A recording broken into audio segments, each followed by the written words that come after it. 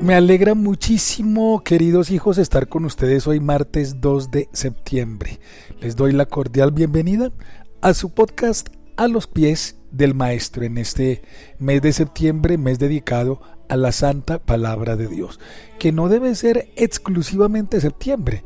Todos los días tenemos que perseverar en la lectura, en la meditación, en la oración de la Santa Palabra de Dios, de la divina revelación, de la Sagrada Escritura. Recuerden que ella, la palabra de Dios, es norma de vida y conducta, y ella es la que nos guía, la que nos orienta, la que nos da la perfecta voluntad de Dios.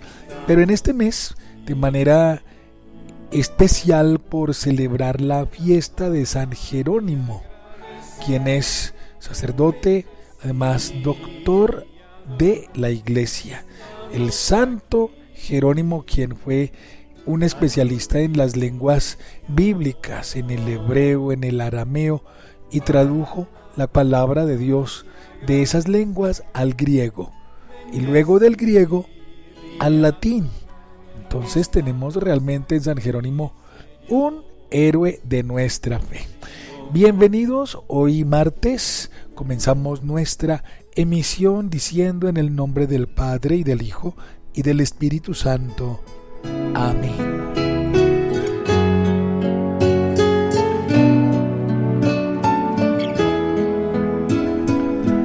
Bien, y quiero saludar a dos de mis oyentes especiales, a Nancita Bermúdez Ormaza. En estos días muy feliz ella porque la señora Virginia Ormaza Mojica cumplió años, y entonces muy contentos todos en casa. Me alegra muchísimo un año más de vida de la señora Virginia, una bendición para ella, para su hija Nancita, para su nieto Juan Pablo, para toda la familia, una bendición bien especial. Y también me alegra que por estos días está aquí cerca de mi parroquia el señor Argemiro Rodríguez, el papito de una gran amiga de Milenita Rodríguez, y ella está feliz porque su papito está aquí en estos días, está mejor de salud, y le damos gracias a Dios por esa alegría de la familia de tener aquí a don Argemiro. Me da mucha alegría, participo también de la dicha de la familia al tener aquí al papá. Bueno, y a todos ustedes una bendición bien especial. Nos reunimos en el nombre del Señor y seguimos conociendo paso a paso la historia de nuestra iglesia. En el nombre del Padre y del Hijo y del Espíritu Santo. Amén.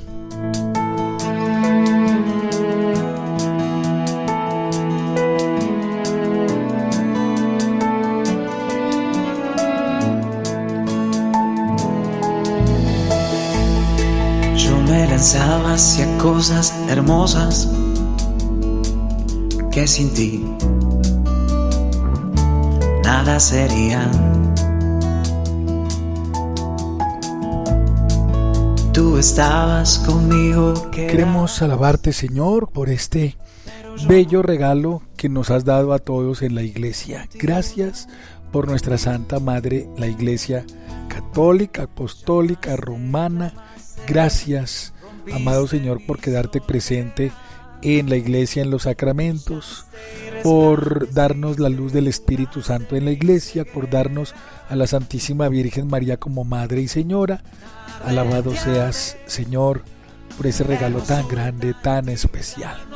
Y también gracias por este año del jubileo de la esperanza, este año santo, este año jubilar, y pedimos a Dios que bendiga al Santo Padre, al Papa León XIV, y que le conceda todo aquello que hay en el corazón del romano pontífice, esos deseos profundos de paz, de que Jesucristo sea conocido, sea amado y celebrado. Gracias, Señor, por este año jubilar, por este año santo.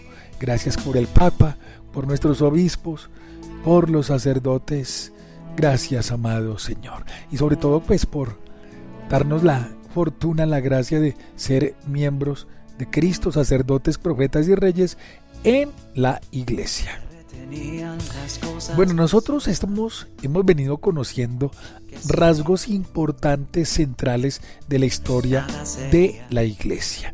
Y estábamos hablando en estos días, creo que ayer lunes, hablábamos de las persecuciones del Imperio Romano al cristianismo.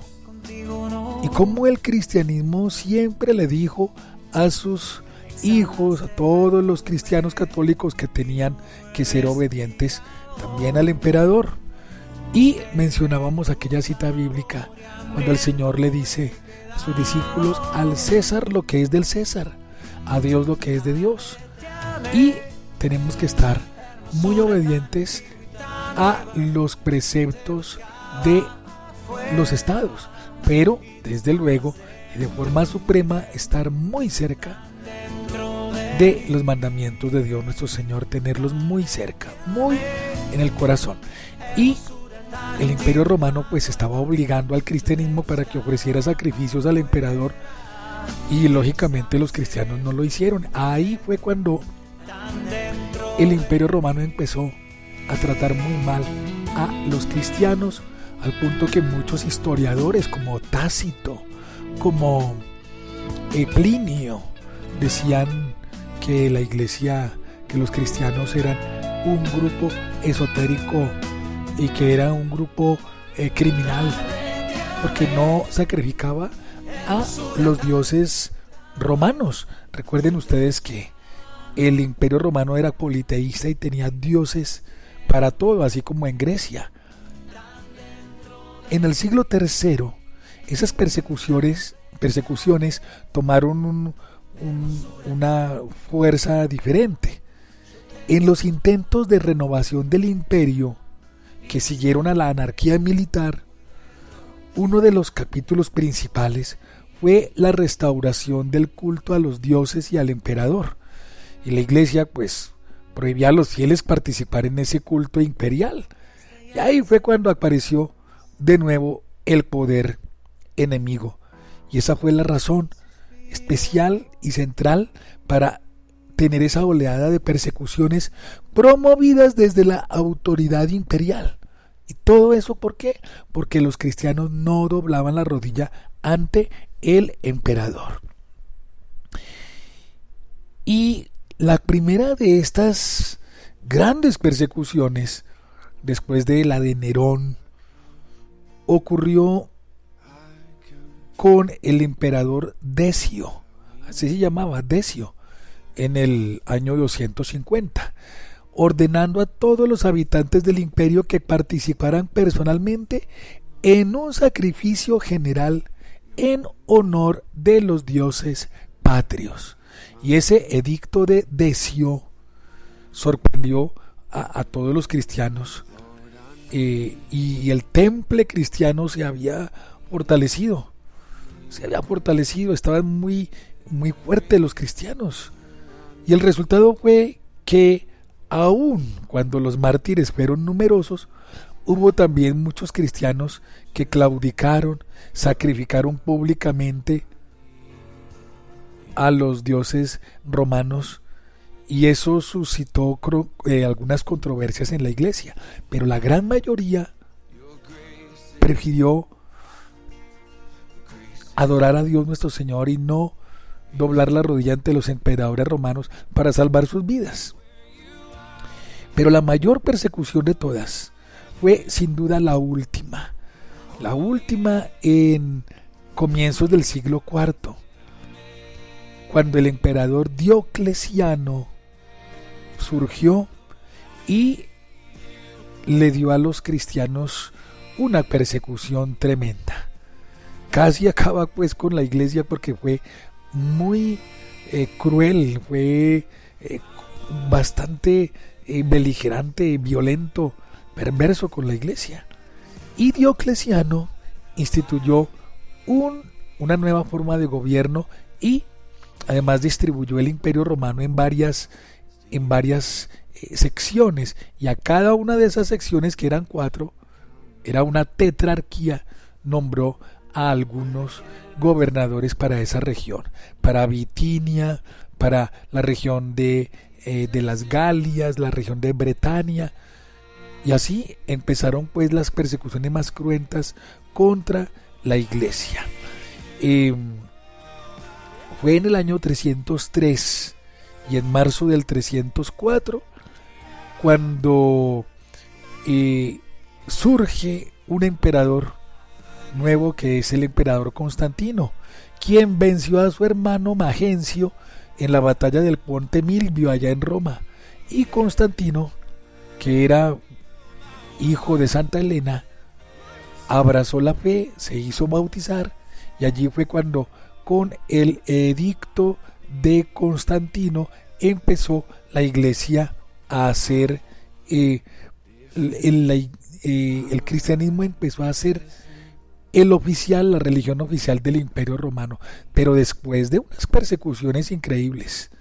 Diocleciano, antes de darle el poder a Constantino, porque Diocleciano abdicó, se separó del trono imperial, se fue para Dalmacia, lo que hoy día es Croacia, y se retiró en la ciudad de Spalato, del puerto de Split, a donde llegan los buques, los barcos y cruceros cuando va uno a Croacia rumbo a Medjugorje. Bueno, entonces, esto en cuanto a las persecuciones del Imperio Romano hacia la iglesia. Unas persecuciones cruentas, crueles, perversas, violentas, pero siempre el Espíritu Santo está guiando a la iglesia y la está protegiendo de todos los males y de todos los peligros.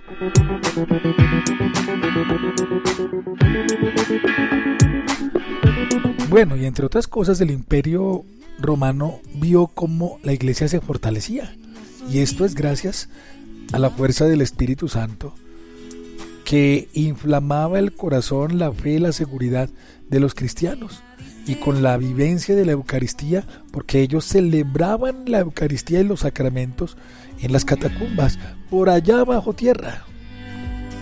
Y la iglesia se fortalecía con la luz del Espíritu Santo, se fortalecía con la vivencia, la celebración de los sacramentos, de la Eucaristía, si fuera de manera secreta y escondida, pero siempre el Espíritu Santo guiaba a la iglesia para hacerle frente al Imperio Romano, que sufrió mucho, sí, eso sí es verdad. Unos asesinatos, unos martirios multitudinarios, pero sin embargo la iglesia permaneció firme. Bueno, ya volveremos también con la vida de la primitiva cristiandad. Vamos a ver entonces cómo se formaron las primeras comunidades locales, cómo el obispo de Roma, sucesor de Pedro, ejercía el primado sobre la iglesia. Vamos a hablar también de la Eucaristía como centro de la vida cristiana en el comienzo de la cristiandad, y el rechazo del gnosticismo, que fue una victoria doctrinal de la iglesia primitiva, de la iglesia católica. No hay nadie como tú. Mi anhelo es el cielo alcanzar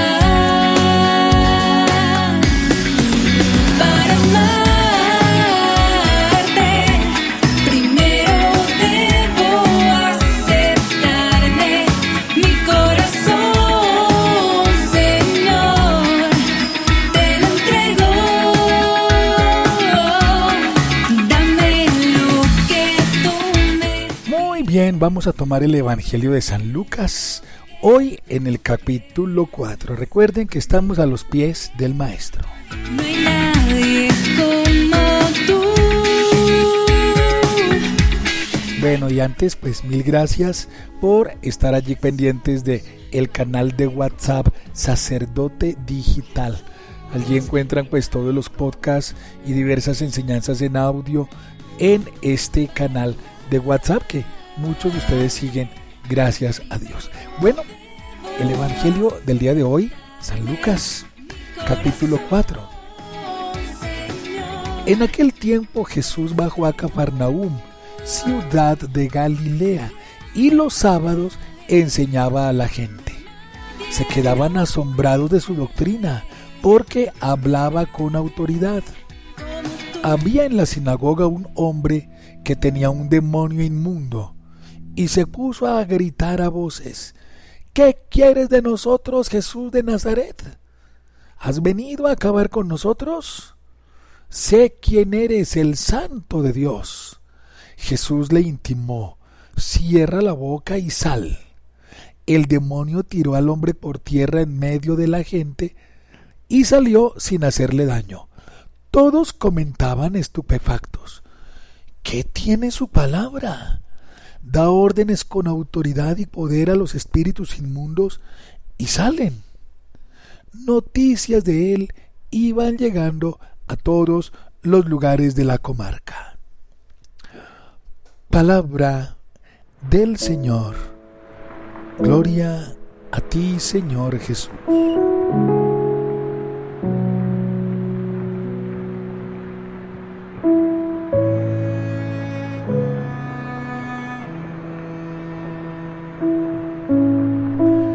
¿Quién iba a pensar? ¿Quién iba a imaginar que en muchos ámbitos el demonio nos lleve la delantera en cuanto al reconocimiento de la majestad divina? ¿Quién lo iba a imaginar? ¿Quién va a pensar que muchos satánicos, Ave María Purísima, gente que le rinde culto al demonio, adoren, crean más en la divinidad de Jesús y de la Eucaristía que muchos católicos? Claro, miren ustedes aquí cómo Jesús nuestro Señor llega a Cafarnaúm, ciudad de Galilea, y enseñaba en la sinagoga. Y había en una sinagoga, en el lugar santo, en donde se enseñaba la palabra de Dios, la ley y los profetas. Justamente estaba allí, en ese santo lugar, para los judíos, un hombre poseído por el demonio. Iba a decir un demonio poseído por un hombre, no, es al revés, un hombre poseído por el demonio. Y cuando Jesús se presentó ante él, el demonio lo reconoció de una vez. Y Jesús le intima, Jesús le habla, y el demonio dice: sé quién eres el Santo de Dios. Miren el demonio cómo reconoce la santidad de Dios en Jesucristo, y cómo le obedece y cómo le hace caso y se va con la voz de nuestro Señor. Muchos de nosotros todavía no creemos, o de pronto conceptualmente sí, sabemos que Jesús es el Hijo de Dios, pero pocos viven adorando a Cristo Jesús como amo y Señor, como Rey eterno. El demonio sí reconoce a Jesús y muchos de nosotros no. En eso Satanás nos lleva a la delantera. Y otra cosa también, muchos satánicos desgraciadamente, desafortunadamente, se sustraen las hostias consagradas, que es la presencia real de Jesús, y la llevan para hacer sus sacrificios horribles y para celebrar sus maldades. ¿Pero por qué lo hacen? Porque reconocen que Cristo Jesús está en la hostia consagrada y se llevan las hostias consagradas. Uy, Dios mío, eso es un sacrilegio horrible. Ojalá nunca se presentara eso, pero sucede porque ellos reconocen que Jesucristo el Señor está presente en la Santa Hostia, en la Santa Comunión, y muchos de nosotros ni siquiera. En cambio el demonio sí lo reconoce, y muchos de nosotros ni siquiera doblamos la rodilla ante el Señor. Muchos de nosotros ni nos preocupamos por comulgar ni por recibir a Jesús en la Eucaristía. En cambio el demonio sí. Por eso les digo que él nos lleva, a muchos, mucha delantera. Y está hasta mejor que nosotros en el reconocimiento de Dios nuestro Señor en Jesucristo. Imagínense qué paradojas. Nosotros, hijos del Rey, habiendo hecho la primera comunión, recibiendo el bautismo, siendo miembros de la iglesia, y no le damos a Cristo Jesús el homenaje, la adoración, el respeto. En cambio, Satanás inmundo sí lo hace. Sé quién eres, el Santo de Dios. Y Satanás, con sus secuaces, con su pandilla diabólica, ocurre que se llevan las hostias. Tenemos que estar pendientes de esto, pero el tema es que, ¿por qué se las llevan? Porque saben que allí está presente Dios nuestro Señor en Jesucristo. Imagínense ustedes, queridos amigos. Por eso les digo que el demonio en muchos aspectos nos lleva la delantera.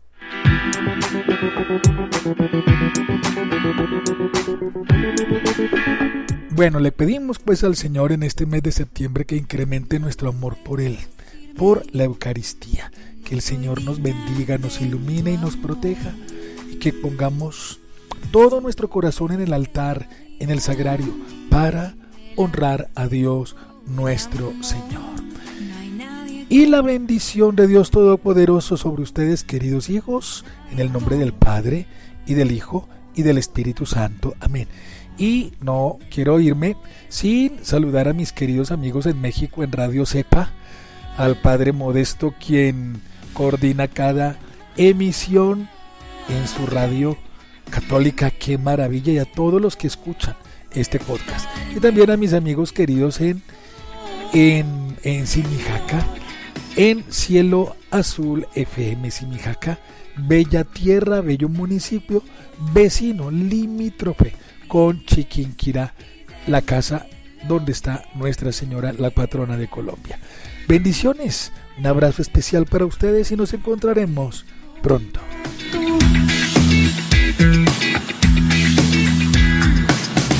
Fueron muchas caídas.